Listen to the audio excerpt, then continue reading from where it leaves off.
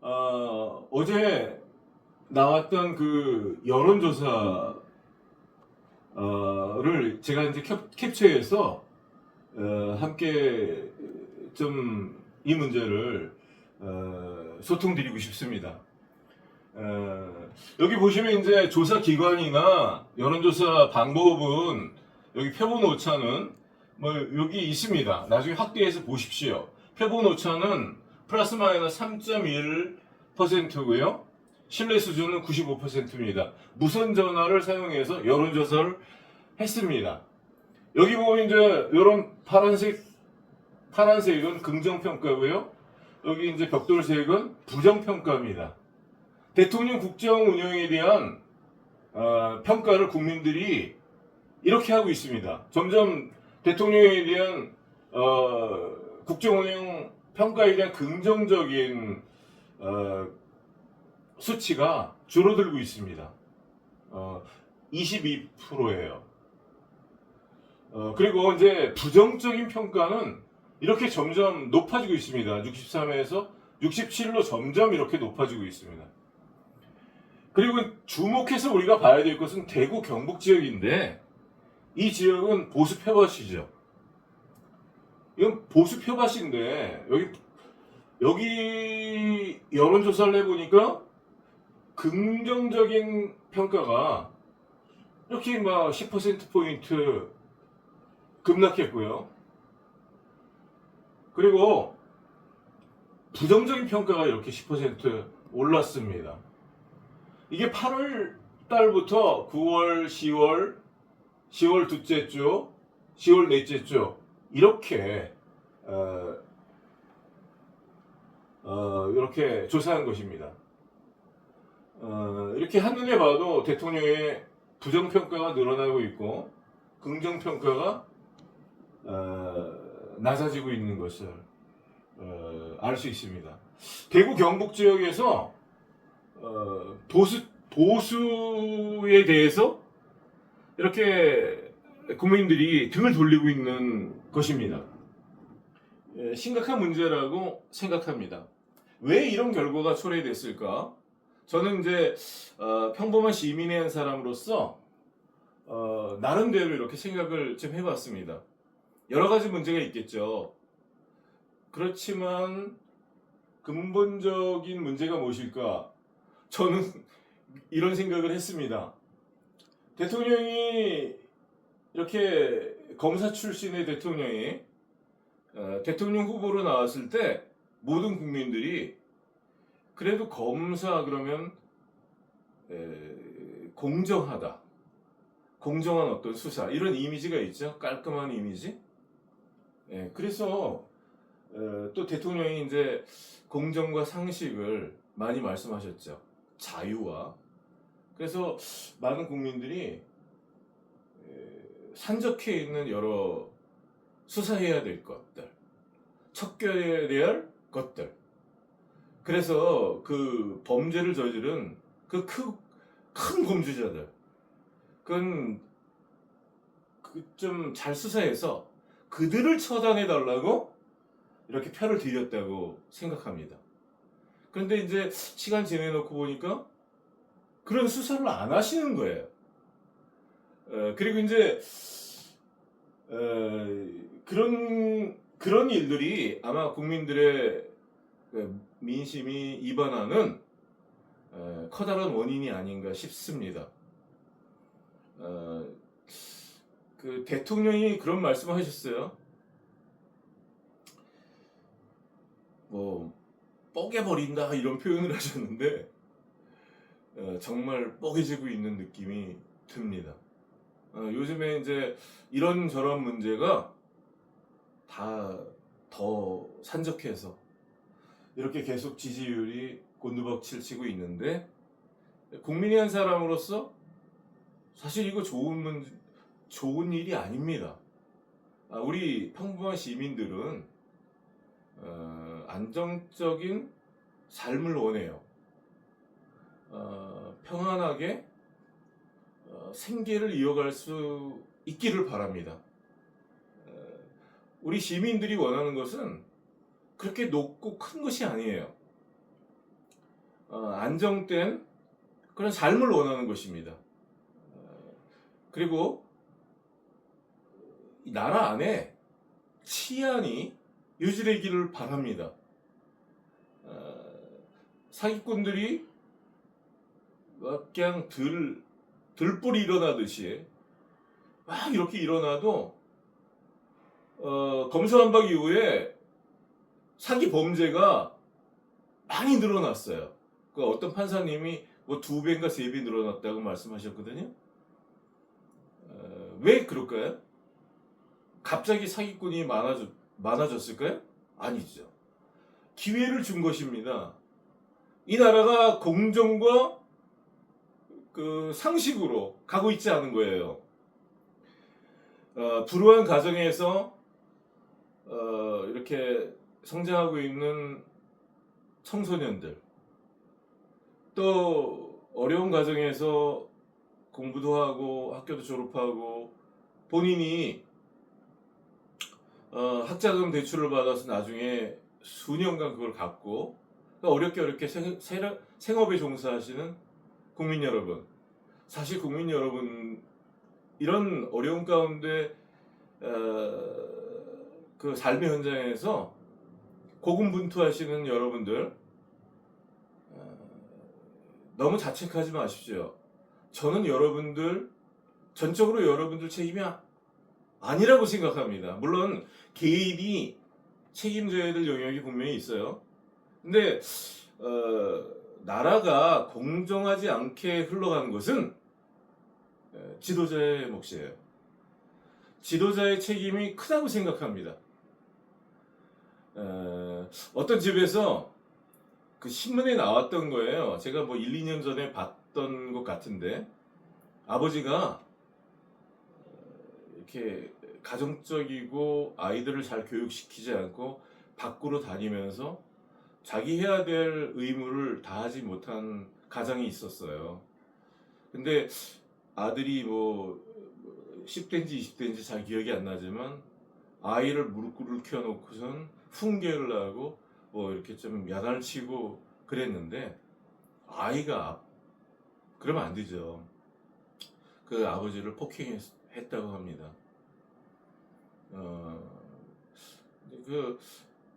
뭐 제가 이제 이런 것들이 생각나는 것은 아버지가 해야 될 역할이 있죠. 그럼 뭐 또 아들이 그렇다고 해서 어떻게 아빠를 폭행할 수 있겠어요? 그렇지만 이게 슬픈 일이죠. 너 왜 공부 못하냐? 너 왜 이렇게 못해? 이런 게 아니라 그 아이가 그렇게밖에 못할 그 환경을 그 부모가 준 거죠. 또 이제 그런 환경임에도 불구하고 다 그렇게 공부 못하고 좋지 않은 길로 흘러가는 건 아니죠. 그래도 그 가운데 열심히 하는 사람들이 있죠. 소수가. 근데 환경이 그러면 어쩔 수 없이 일단 먹어야 되니까 집에서 먹을 것을 공급해주지 않으니까 나가서 친구들이랑 어울리면서 먹을 것을 해결하잖아요. 그리고 아르바이트도 하고 그러다가 보면 또 좋지 않은 길로 흘러가는 거죠. 어디서 아이들이 고소득을 받겠어요? 술집 같은 데 가고 그런 거죠. 그래서 집에서 아이들을 지켜주지 않으면 아이들이 범죄에 이렇게 유혹에서 헤어날 수가 없고 또 나이가 어렸을 때부터 좋지 않은 길로 들어설 수 있는 것입니다. 그거는 부모가 지켜주지 않았던 책임이 큰 거지 자녀에게 너가 왜 이렇게 못하냐 남들은 공부도 잘하는데 이런 문제가 아니죠. 왜 제가 이런 문제를 말씀드리는 것은요, 뭐 나름대로 왜 대통령의 지지율이 이렇게 곤두박질 치고 있나. 대통령께서 돌에 맞으면서도 가시겠다 그런 말씀하셨는데 왜 이런 과격한 표현을 쓰시나. 그리고 왜 이렇게 지지율이 떨어지고 정말 뽀개지는 여당이 뽀개지는 이런 상황이 도래되었을까. 나름대로 이렇게 생각해 봤습니다. 여기를 한번 보시죠. 여기 보시면요, 제가 교통사고 문제를 가지고 나왔거든요.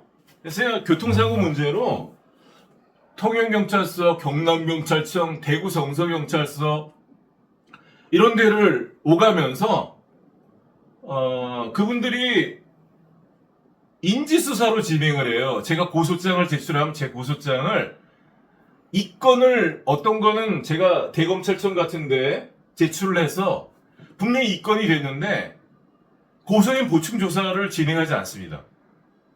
그리고 대검찰청에서는 그걸 통영지청으로 보내요. 통영지청에서는 통영경찰서나 거제경찰서 같은 데를 그냥 보냅니다. 그 경찰서에서 생긴 문제를, 경찰관 범죄를 그 경찰서로 보내서 해결이 됩니까? 누가 조사하겠습니까? 고소인 보충 조사도 없이 그 고소장을 그냥 무고로 뒤집어서 이렇게 저를 갖다 무고로 체포도 하고 구금도 하고 그랬던 거예요. 자, 여기 한번 보세요. 이게 내가 좀 기가 막힌 게 여기 제가 23년 2월 28일 날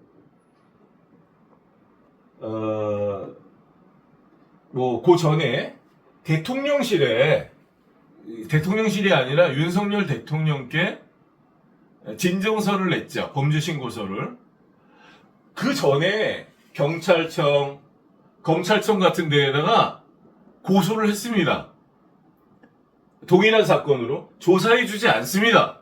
그 오죽하면 시민이 대통령 귀중으로 이렇게 진정서와 범죄 신고를 하겠습니까? 지방검찰청에서 조사 안 해주고 대검찰청에서 조사 안 해주고 범죄를 저지른 그 사람들 손에 다 이관시키는 거예요. 이게 공정과 상식을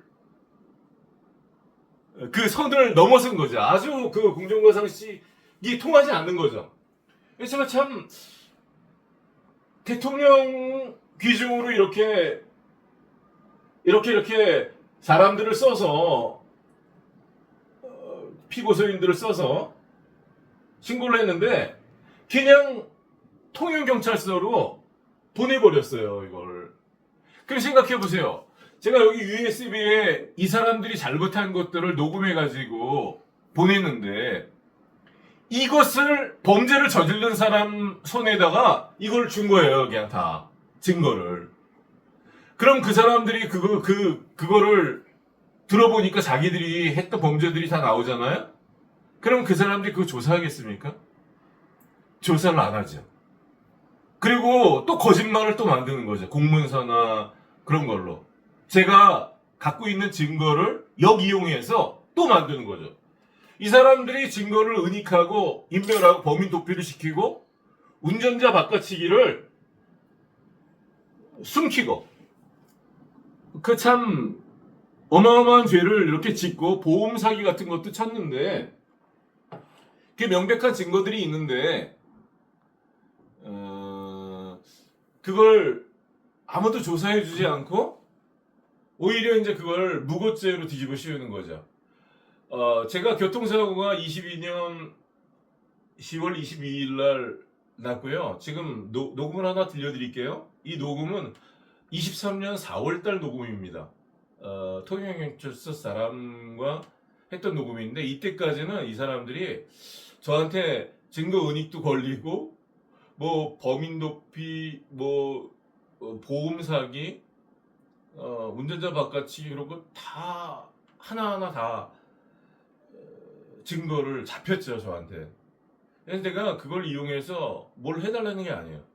저희 아내한테 치상죄를 씌우는 거 이런 거 벗겨달라는 거죠. 벗겨주지 않습니다. 끝까지 이들은 저희 아내를 치상죄로 씌워서 공소를 제기해서 기소해서 통영지청에 통해서 통영지원에다가 그냥 재판에 회부해버렸습니다. 그리고 1년이 지나도록 재판을 진행하지 않고 있습니다. 이 중간에 너무 어마어마한 죄들이 많기 때문에 진행을 못하는 것이라고 저는 생각합니다. 이거 들어보세요. 이 사람들이 자기들이 증거를 없애버렸다고 해놓고 자기들이 증거를 갖다가 뭐 잃어버렸다, 분실했다 뭐 이런 식으로 말해놓고서 그 증거 은닉 인멸을 누구나 다 생각할 수 있잖아요. 왜냐하면 교통사고가 나서 6개월 동안 블랙박스 영상을 보여주지 않고 자기들은 다 봤다 그러고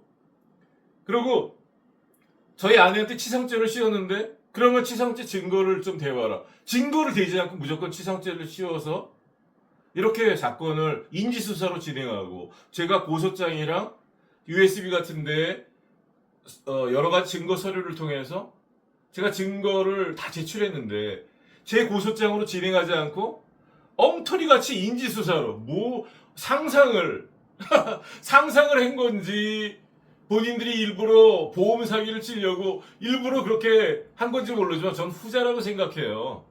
그 시민 여러분 한번 판단해 보세요. 이게 4월 달에 23년 4월 달에 교통사고가 난 지 한 6개월 만에 있었던 일입니다. 할 건지. 내가 그러잖아.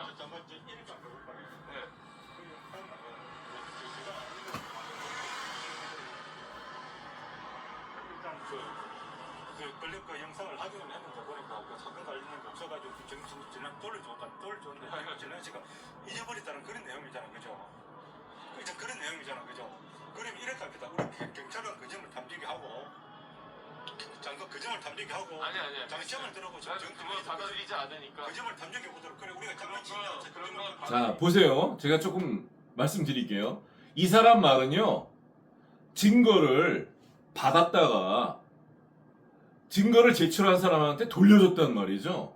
그 영상을, 블랙박스 영상을. 증거로 제출받은 거 돌려줄 수 없습니다. 증거로 제출받았으면 그거를 저한테 보여줬거든요. 한번. 내가 생생히 기억합니다. 근데 거기에 문제되는 장면들이 다 나오고 거기에 저희 아내가 치상죄가 없는 게 확실히 나오기 때문에 그걸 갖다 나중에 저한테 보여줬다는 것도 뭐 제가 일부러 지어서 그렇게 말한다 이렇게 바꿔놓고 처음부터 없었다는 거죠. 이렇게 봤는데 없어서 돌려줘서 잃어버렸다는 거죠. 그럼 포렌식을 나중에 해도 되는데 아예 잃어버렸다는 거죠. 이 증거 은닉인멸이죠. 왜냐하면 6개월이 지나서 이런 겁니다. 6개월 동안 제가 수백 번을 말했어요. 그걸 보여달라고. 끌다 나중에 돌려줬다는 겁니다. 없애버렸다고 그랬어요, 이 사람이. 이게 증거 은닉인멸 아니고 무엇이겠습니까? 이거를 신고했는데 대통령실에서 통영경찰서로 보냈습니다. 이런 것들을 국민들이 다 보고 있습니다. 대구 성서경찰서에서 당연히 수사해야 되는데 이런 문제를 이 사람들이 공갈 사기를 쳐서 교통사고 상해 공갈을 주장해서 돈을 뜯어가고 또 뜯어가고 그랬는데 그걸 신고하면 수사를 해줘야 되는데 수사를 해주지 않고 오히려 가해자 피해자를 뒤바꿔서 제가 이제 신고를 했던 사람인데 저한테 무고죄를 씌워서 그 공갈 사기를 쳤던 그 사람들 보험 사기 있습니다. 그거 내가 좀 더 자세히 설명드릴게요. 그러니까 아직도 그냥 이게 이렇게 숭구리당당 하다가 그 시민 여러분들께서 관심이 없으시고 좋아요도 안 찍고 조회수도 없고 그러면 그냥 덮이기를 바라겠죠. 이 일을 자행했던 부패 공무원 여러분, 당신들의 이름은 한국 현대사에 길이 남을 것입니다. 왜냐하면 이 일에 가짜 체포영장을 여러 번 사용했어요. 통영지청에서 신청해서 통영지원에서 발부한 요 체포영장이 가짜입니다. 여러 번 설명을 드렸어요, 제가. 이 체포영장으로 저를 체포했습니다. 제가 신고자예요. 경찰이 이렇게 말했어요. 그러니까요. 왜냐하면 필요 없습니다. 그게 아니, 그리고 저희 얘기하면 교통사고가 그럼 답이 없잖아. 교통사고가 났는데 블랙박스 조사를 안 하고 두 달을 끌어서 그거는 이제 아니 내 얘기를 들어보세요. 교통사고가 났는데 그것도 내가 수백 번 말했는데 그걸 기다리라 그러고 교통사고 조사를 해준다고 기다리라 그러고 내 사건이 제일 중요하다 그러고 내가 매일 찾아가니까 그리고 두 달을 끌다가 그걸 다 지워질 때가 돼서 다 지워서 앞뒤가 없는 영상으로 내가 뒤에서 뒤집어 갔다 하고 나한테 뒤집어 씌웠는데 그래서 내가 길이 날뛰고 그 전에 녹음한 거를 제출하고 막 그래서 그냥 넘어갈 수 없겠구나 그래서 포렌식을 하고 난리를 친 건데 그래서 나중에 날짜 문제가 나온 거야. 날짜 문제가? 그러면 언제 받았느냐? 나한테 왜 12월 26일 날 이런 휴대폰 영상을 보여줬느냐? 그러니까 날짜를 틀려. 날짜 10월 26일 날 말해갖고 받았대요. 그러면 10월 26일 날 사건 초기인데 왜 원본을 안 받았냐? 하니까 대답을 안 해. 그럼 날짜를 대답을 생각해보세요. 10월 26일 날 휴대폰 영상을 여기 듣는 사람 없어요. 그 사실 휴대폰 영상을 보세요. 저 서울 역시 민감해요. 휴대폰 영상을 초기에 받았는데 왜 갖고 있다가 두 달이 다 돼서 12월 말에 보여주는 거예요. 그것도 고의가 아니고 기고 어디 갖고 말해보십시오. 그게 말이 되나? 교통사고는 거기 블랙박스가 두 개가 분명히 있는데 그 블랙박스를 보면 다 아는데 그 블랙박스를 나한테 안 보여준 것도 아니고 보여줬는데 계속 들었고 그냥 자, 보세요. 이 사람들이 블랙박스가 거기 분명히 두 대가 있는데, 두 대 차가 있어서 다 있는데, 이 두 대 차에 있는 블랙박스를 저한테 몇 달 동안 보이지 않고, 한 차 블랙박스는 완전히 없애버렸다. 이렇게 말했습니다. 그리고 나중에 없애버렸다 그러면 그게 증거인멸이잖아요. 그래서 제가 그걸 따지니까 잃어버렸다는 거지. 이제 또 그렇게 바꾸는 거예요. 이거 보세요. 이제 요건 3월 달에 녹음입니다. 3월 달에 없애버렸다 그랬습니다. 확인만 하고 나중에 저도 그 얘기를 하대요. 없앴어요? 없앴다 가는 게 아니고 여기 제출받은 걸 없앨 수 있어요? 없앴다 안 했잖아요. 네, 뭐라 그랬어요? 없앴다고 네. 표현하던가요. 네, 그럼 뭘 지금 그렇게 들었어요, 내가. 없앴다고 얘기 안 했다 아닙니까? 그럼 뭐라 그랬어? 없어진 거다 그 얘기를 했잖아. 그럼 우리 지금 없어진 것 그리고 같다고? 이제 반납을 했는데 잠깐만. 교통사고로 접수를 해갖고 잠깐만. 예. 그런 걸 지금 녹음하고 있습니까? 녹음하고 있습니까? 예, 당연히 녹음해야죠. 지금 녹음하는 걸 하나 차나에 말꼬투리를 잡으려고 해가면 자, 저는 말꼬투리를 잡는 것이 아닙니다. 누가 자기 아내를 그 교통사고 치상 범인으로 몰아서 형사처벌을 시키려고 하는데 그 가만히 두고 지켜볼 수 있는 남편이 있겠습니까? 대통령도 그렇게 못하시잖아요. 제가 우리 집사람을요, 그 전에부터 제가 성이 김씨거든요. 그래서 제가 저희 아내를 그냥 장난으로 김여사 그렇게 계속 불렀습니다. 그 누가 자기 아내를 형사처벌 시키고 싶겠습니까?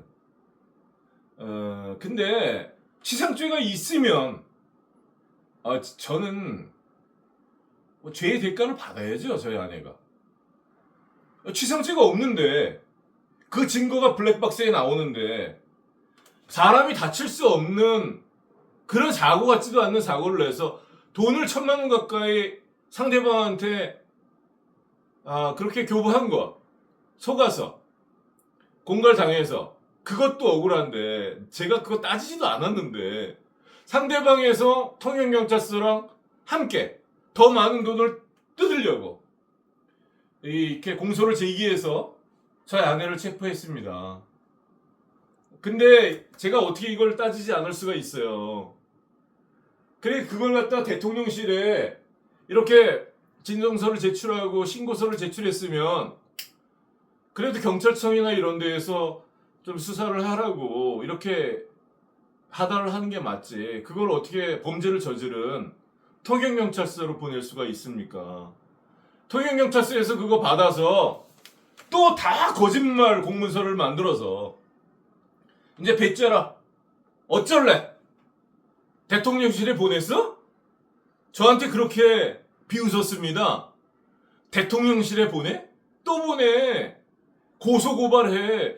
진정서를 제출하라고. 마음대로 하라고 그러더라고요. 여러분, 몰래 돈을 훔쳐가는 것은 도둑입니다. 교묘하게 거짓말을 해서 기망을 시켜서 금전을 편취하는 것은 사기꾼입니다.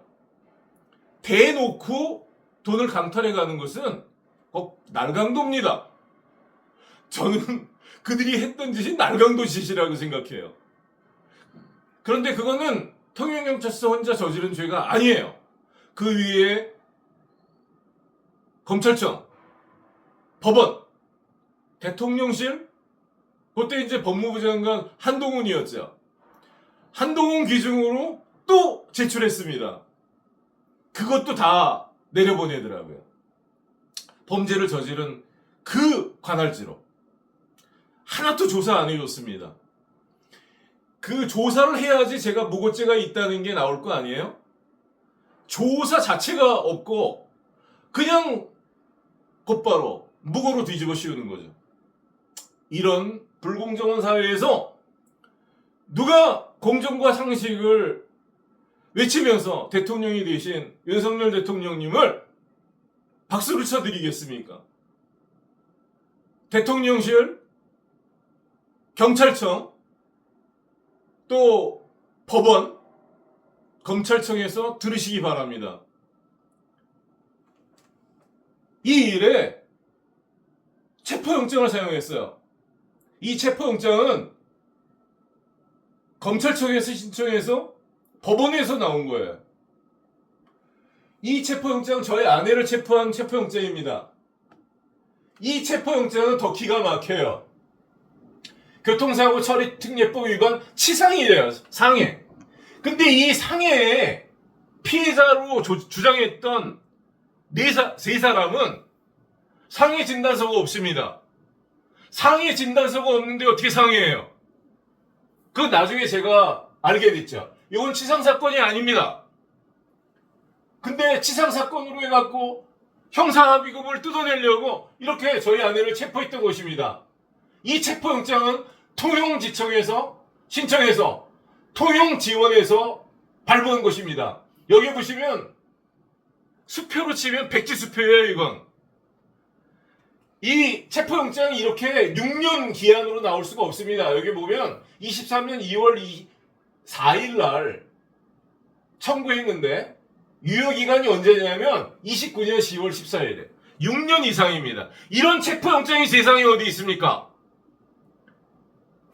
백지수표예요. 백지수표. 이거 누가 썼는지 몰라도 이 쓰는 사람이 10년 쓰면 10년 쓰고 20년 쓰면 20년 쓰는 거예요. 교통사고 사고 같지도 않는 교통사고 이런 걸로 6년 체포영장이 나올 수 있습니까? 살인사건도 아마 어려울 겁니다. 강도사건도 어려울 거예요. 아마. 이렇게 백지수표처럼 체포영장을 발행했어요. 그리고 여기 보면 통영지청에서 신청해서 통영지원에서 발부한 체포영장입니다. 저를 체포할 때 지시했던 영장이에요. 여기에 나오는 글씨와 여기 체포영장 등초본에 나오는 요 글씨체가 달라요. 그렇기 때문에 체포영장 원본을 복사한 것이 아닙니다. 요거는 말 그대로 가짜예요. 그리고 이거를 따지니까 요거를 또 만든 것입니다. 그러니까 요거는 원본이지만 2달 후에 이렇게 또 이 거짓말을 덮기 위해서 또 만든 거기 때문에 요건 왕가짜입니다. 왕가짜. 이거는 가짜 체포영장. 요거는 왕가짜 체포영장입니다. 이거. 체포 중에서도 체포영장 중에서도 가짜 중에서도 정말 요거는 으뜸이죠. 요거 다 가짜입니다. 이런 체포영장으로 헌법을 위배하고 국민을 체포해서 뜯어먹고 사는 자들은 반역자라고 생각합니다. 여러분, 반역자들은 나라를 망치는 거예요. 조선시대가 왜 이렇게 조선이 패망했는 줄 아십니까? 불공정한 사회로 이끌었던 거예요. 그 백성을 착취의 대상으로 삼았던 것입니다. 바로 이것이 그런 것이 아니고 무엇이겠습니까? 제가 이거 오늘 올린 영상을 하나 보여드릴게요. 이 영상에